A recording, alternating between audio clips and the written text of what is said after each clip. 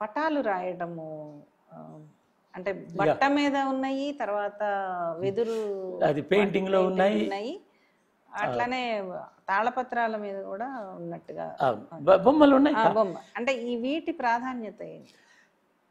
మొట్టమొదట చిత్రలేఖనాన్ని క్లాత్ మీద వేసి దాన్ని చూసి ఉంటాడు, న్యాచురల్ అది. అది ఆ బట్టని మడత పెట్టడం వల్ల అది ఆగలేదు అనుకుందాం. అందుకనే వాడు ఏం చేశాడు, ఒక రకమైన నార చీరని తయారు చేశాడు. నారా అది చీరలను అంటే వస్త్రాన్ని తయారు చేశాడు. చేసి దానికి రంగులు వేసుకున్నాడు. రంగులు వాళ్ళ కళ్ళ చేతిలో పని. రంగురాళ్ళు తెచ్చి వాటిని కొట్టి ఇట్లా ఇట్లా అనేస్తే రంగు తయారవుతుంది. మనకిప్పుడు ఆర్గానిక్ రంగులు దొరకడం కష్టమైపోయింది. ఇండిగో కూడా అదే అట్లా తయారైంది. ఎస్, ఎన్నో రకాల ఆకుపసరు. మనం చిన్నప్పుడు మా చిన్నప్పుడు కూడా అది ఒక రకమైన ఆకుని దంచి పెట్టేస్తే నీలి రంగులో ఇంకు వచ్చేది. అట్లా ఎన్నో రకాలుగా కదా. అప్పుడు ఆ చీరలకు అంటే చీర అంటే వస్త్రం అని, వస్త్రం అంటే బట్ట. అది వస్త్రాన్ని ముక్కలు ముక్కలుగా చేసి ముందు రంగేస్తాడు. మొత్తం పటమంతా వాడి బ్రెయిన్లో ఉంటుంది. బ్రెయిన్ ఆనాడు చాలా పవర్ఫుల్. ఇప్పుడు బ్రెయిన్ తగ్గింపబడుతుంది మనకు కూడా. ఒకప్పుడు వాడి క్యాన్వాస్ చాలా పెద్దది. అది వేస్తున్నాడంటే ఇంత పెద్ద దానిని ముందు సూర్యచంద్రులను వేస్తాడు. తర్వాత గోత్రాలు 7 గోత్రీకులు వాళ్ళది వేస్తాడు. ఆ తర్వాత గోత్ర పురుషుల చరిత్ర చెప్పడానికి సంకేతాలు వేస్తాడు. మీరు ఈ సంకేతాలే కళాఖండాలేని. అక్కడి నుంచి మళ్ళీ అది పోరాటం, ఎక్కడెక్కడ ఉన్నారు, ఎలా బతికారు, ఎక్కడికి వచ్చారు, అవన్నీ సింబాలిక్గా చెప్తాడు. ఒక 2000-3000 ఏళ్ల మినిమం చరిత్రని ఒక 20 బొమ్మల్లో చెప్పేస్తాడు. అది జ్ఞానం.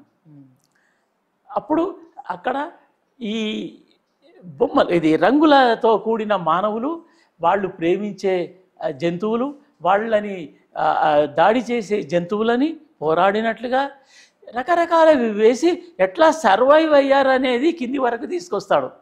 మధ్యలో సమ్మక్క సారం ఉంటుంది, బ్రాహ్మణం ఉంటుంది, పగిడిద్దరాజు ఉంటాడు, వాళ్ళ 12 మంది గోత్ర పురుషులు కాకతీయులతో యుద్ధం చేసిన వాళ్ళు ఉంటారు. అట్లా వాళ్ళ చరిత్ర అద్భుతంగా రికార్డు చేసి పెట్టుకున్నారు ఆ పగిడేల్లో. ఈ డోలీవాడు ఆ చూసి ట్రాన్స్ లేకపోయి ఆ రాగాలు తీస్తూ డోలుని అత్యద్భుతంగా ఉచ్చ శబ్దము, అద్భుత శబ్దము, రకరకాల శబ్దాల్లో వాటిని వినిపించడం వల్ల ఆ పూర్వీకులు వీడిని ఆవాహన చేసుకుంటారు. వాళ్ళు వచ్చేసి వీడి మీద ఏమంటాం మనము, పూనకం, ఒక ట్రాన్స్లోకి పోతారు. ఒక పూనకం లాగా వచ్చేస్తుంది. అప్పుడు పాట అందుకుంటాడు. ఆ రాగము ఇప్పటిది కాదు, అక్కడి నుంచి తీయాలంటే వాళ్ళు రావాలి. ఆ రాగాలు, ఆ రాగాల మతలబే వేరు. మనము వాళ్ళని ఎంత చిన్న చూపు చూసినా అది మనము చిన్నవాళ్ళమైపోయాం, కానీ వాళ్ళు వాళ్ళే. అందుకే వాళ్ళ కళలు, వాళ్ళ సంగీతం ఎక్కడ పోయినా ఒక మట్టితో తయారు చేసే కళాఖండాల గూడెం 20 ఇండ్లు ఉండే విలేజ్ వాళ్ళే ఉంటారు. ఎందుకంటే మేము మిమ్మల్ని రానివ్వం, మమ్మల్ని మీరు డిస్టర్బ్ చేస్తారు, మమ్మల్ని మీరు డబ్బుల పేరుతో మోసం చేస్తారు, మేము కొలుపులు జరిగే జాతరలకు వస్తాము, అక్కడ కొనుక్కోండి అనేవాళ్ళు ఇంతకుముందు. ఇప్పుడు వేరు. అక్కడ వీళ్ళ దీనిని ఇంతకు అమ్ముదాము, దీన్ని మనకు ఇంత చిన్న లాభం మన పొట్ట కోసం, అంతే. ఏ అద్భుత సృష్టి చేసిన వాడు కూడా కుమ్మరి అతను, అంటే మట్టితో పనిచేసే అతను, ఈ మట్టి పాత్రలను కుండలను అనేక రకాలుగా చేసి ఇచ్చి వాళ్ళు రాజవంశం తయారు చేసుకున్నారు కదా కోటిలింగాలలో. శాతవాహనులు, శాలివాహనులు వాళ్ళే. అంటే ఒకప్పుడు మాదిగలు చర్మంతో తయారు చేసి ఉత్పత్తిలో భాగముగా అందరినీ ఉత్పత్తిలో భాగం చేసి ఉత్పత్తి సాధనాలు ఇచ్చిండు కాబట్టి అతడు రాజ్యాలు వెళ్ళాడు. కేవలము యాదవులు యాదవరాజులు అయ్యారు.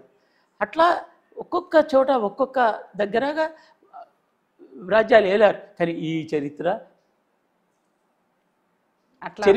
లేదు. దాన్ని ముందుకు తీసుకురావాల్సిన బాధ్యత, దాని మీద పరిశోధనలు చేసేవాడు లేకపోయాడు. అంటే ఒక రకమైన శిష్ట భావజాలము మనని డామినేట్ చేసి మన చదువుని, మన అధ్యయనాన్ని, మనకు లభించే గ్రంథాలన్నీ మీద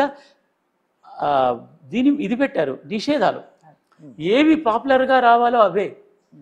ఇప్పుడు మనము మనకు నచ్చిన సినిమా మనం చూసుకోవడానికి లేదు కదా, వాడు ఇచ్చే సినిమానే చూడాలి. అంతే.